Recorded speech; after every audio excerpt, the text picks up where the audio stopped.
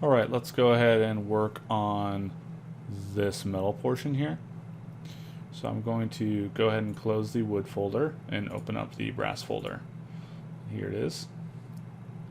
So the first thing that I want to do is break up the roughness. If I look at our reference, we can see that there are a lot of scratches and stains and sort of like big dents and stuff in this. So let's try and capture some of that.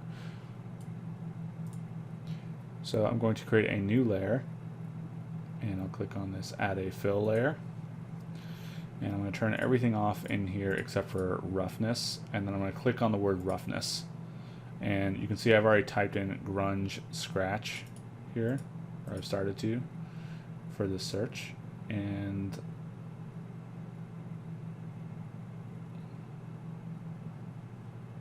let's choose this. Let's see. Let's choose this grunge scratches dirty and just click on that. And you can see what it does. It just messes with the roughness, which is good. We have a seam right here, you can see. I want to get rid of that seam, so I'm going to change this from UV projection to triplanar. You can see that seam is gone. And it's a little too rough throughout. There needs to be some areas that shine a little bit more. So this balance, I can play with this slider to get different results. And let's look right here. Turn this down a little bit. We don't want it too shiny in areas, but I think this is a good starting point. Alright, let's try and get some of those deeper dents and scratches. But first I'm going to name this scratches underscore small. And I'm going to create a new fill layer. This one I'll name scratches underscore large. And I'm going to turn off everything except for height. And over here under procedurals, if you click there, I'm going to use this grunge scratches rough. I'm going to click and drag it onto the word height. And right away you can see that this is not what we want, but let's go ahead and make some adjustments in the properties panel. First of all, I'm going to change this projection to triplanar. Then I'll scroll down, and right now these scratches are coming out instead of going in, so let's invert that. So now they're going in.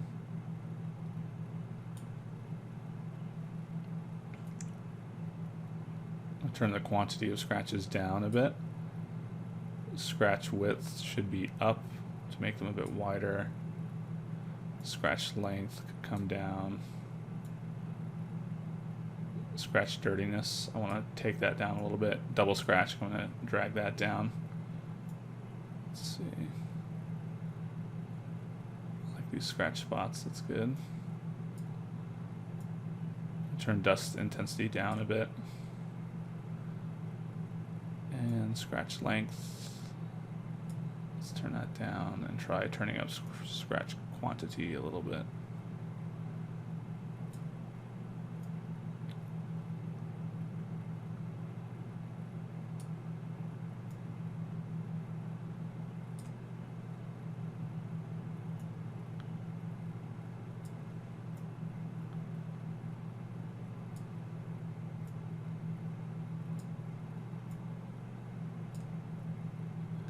Let's come up here to scale and turn this up some and try adjusting the scratch width again. So essentially I'm just playing with these sliders until I get something that I think I can work with, and I can always come up here and click on this random to regenerate where the scratches are. So over here I'm going to go to this base color drop down and change this to height, and now I can play with the blending modes and opacity of height, and I'll crank this opacity way down to maybe 2 or 3, and then I'll come back in here and let's play with this a little bit more. Okay. I'm going to duplicate this, so right click and duplicate layers. And this new one, I will randomize it again.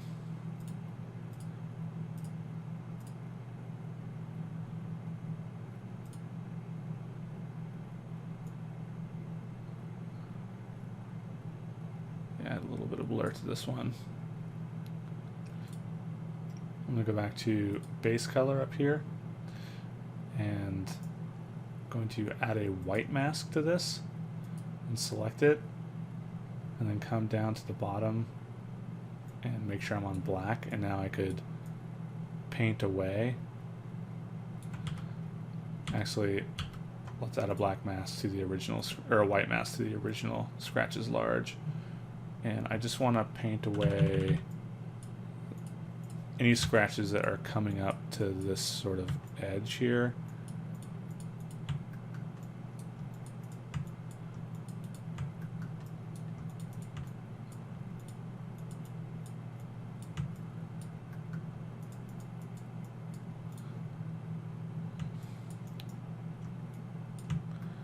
And then I'll come up here and do the same thing. So it's not really happening very much in the, at least not this extreme in the reference.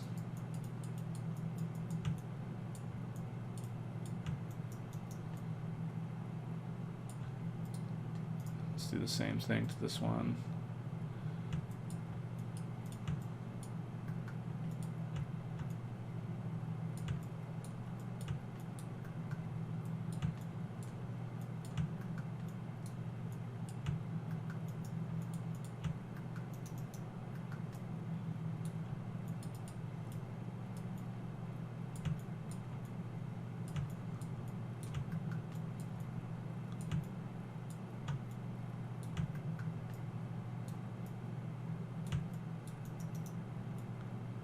Okay, and let's actually add some height to the overall value of this piece.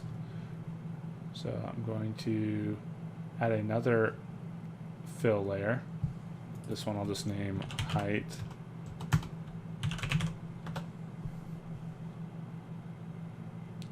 And turn everything off except for height and adjust this up so it looks like we have a bit of a lip here. Looks good. Kind of separate the materials.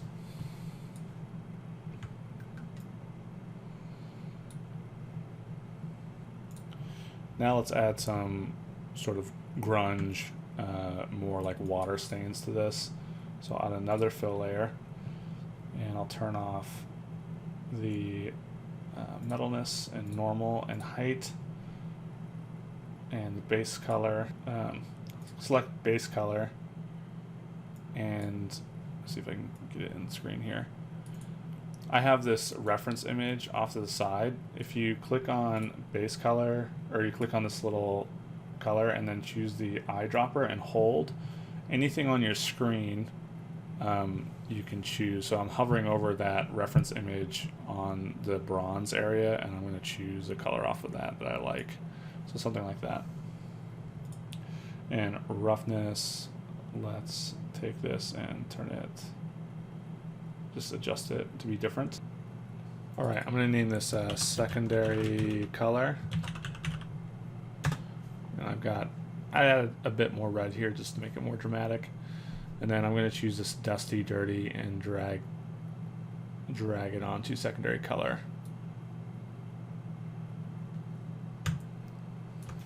Right away I'm getting some results that I'm liking. Let's see if we can adjust this a little bit.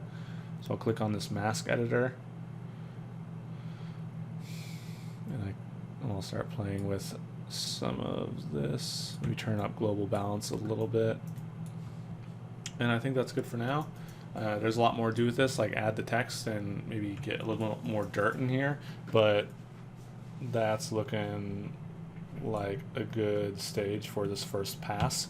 So I'm going to stop the video here, and in the next video we'll work on these two metal bits. I'll see you there.